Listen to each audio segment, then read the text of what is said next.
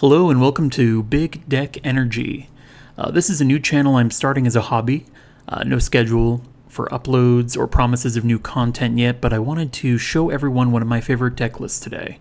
It's a strategy that R&D has been developing for a while now, but hasn't really been fully fleshed out. And that is converted mana cost matters, or mana value if you don't believe Pluto is a planet.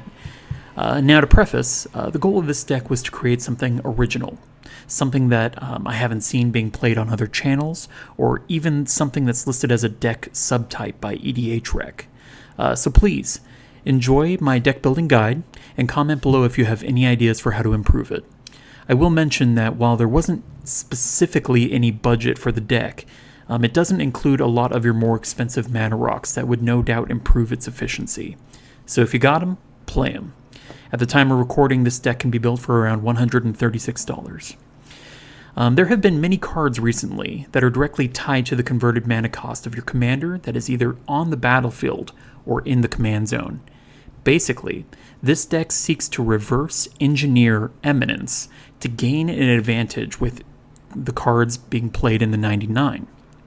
Now, if we have a commander that we were to exploit for its converted mana cost, we would need to find one that is preferably converted mana cost 10 or above. One that, overall, we probably don't mind if we end up playing or not. Now, the commander that I've chosen for this deck is Iname as 1.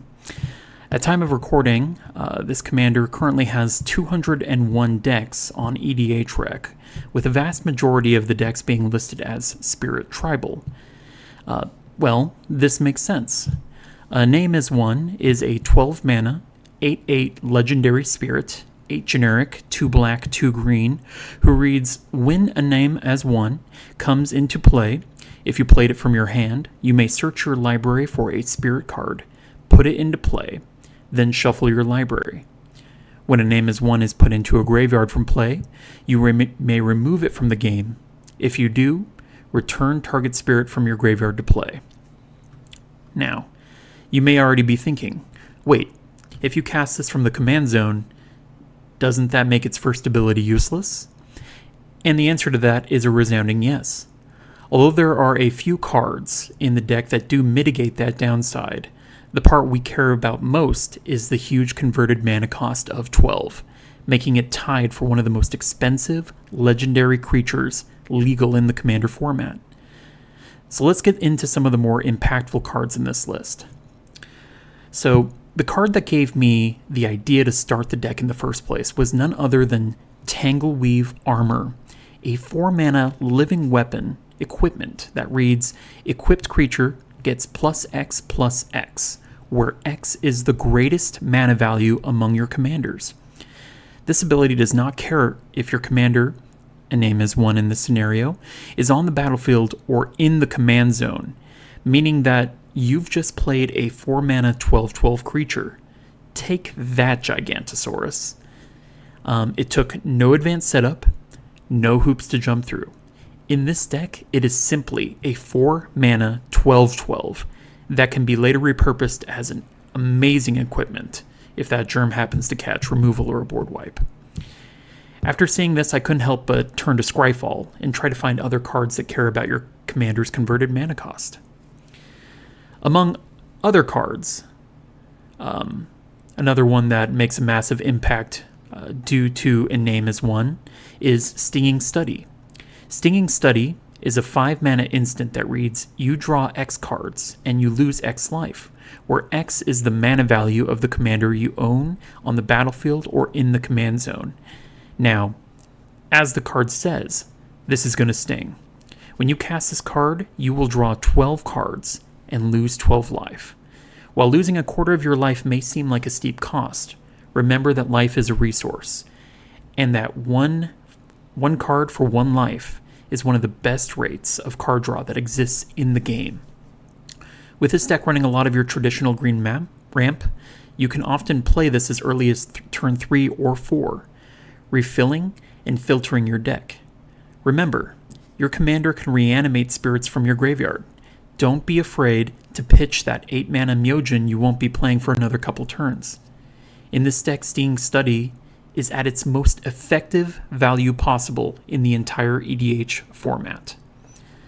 Another all-star is Majestic Genesis, an 8-mana sorcery that reads, reveal the top X cards of your library, where X is the greatest mana value of a commander you own that is on the battlefield or in the command zone.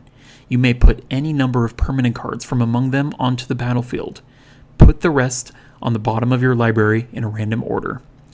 Revealing the top 12 cards of your library and putting any permanent down, once again, is the most efficient this card can be in the EDH format. The only reason we were able to do this is because we have a 12 mana, a name as one sitting in our command zone.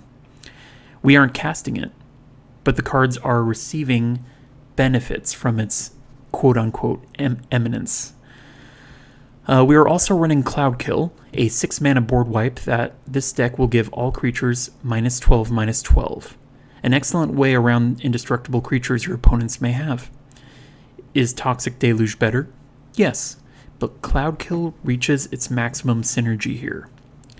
Now, as I stated, for lack of a better term, this mechanic of caring about your converted mana cost of your commander in the command zone is still being explored. As such, the rest of the deck is a mixture of caring about converted mana cost of your permanents with a sub-spirit typal theme. To explore more cards that care about the converted mana cost in general and how they synergize with your deck, I'd like to start with the deck's board wipes. Magic the Gathering's Power Creep has us seeing more and more powerful creatures for less mana. Because of this, we were able to exploit the fact that many of the old Kamigawa spirits we are running are often in the 7 to 8 CMC range. Cards like Gaze of Granite, Pernicious Steed, Karn's Silex, and Sphere of Annihilation often become one-sided board wipes due to their higher than normal CMC of this deck. Its biggest weakness is its early game. We are of course running an appropriate amount of ramp to compensate for this, but these spells can also mitigate that disadvantage by erasing your opponent's early game aggression towards you. Towering Gibbon, while not as efficient as Tangleweave Armor, you'll often find it being an 8/4 with reach on the field for just 4 mana. If a name as 1 is on the battlefield, it's a 4 mana 12/4 with reach. Like free spells, Not of This World was made for this deck, acting as a free counterspell for 10 of your biggest threats in the deck. Sickening Shoal can usually be cast for free to kill a large threat, even going so high as -15/-15 if you happen to have your Shadow of Mortality in your hand. Sacrifice and Morbid Curiosity can assist with ramping out a large threat or act as an excellent source of card draw. Runati and Galanra are mana dorks that give you an extra benefit for using them as you cast large CMC creatures. Ancient Ooze, Manaplasm, Boon of Beseju, and Jamie McCrimmon all benefit from power and toughness boosts when you play high CMC creatures. Rushed Rebirth, Healing Technique, Cream of the Crop, and Elemental Resonance will all provide additional value through recursion, ramp, or filtering your deck.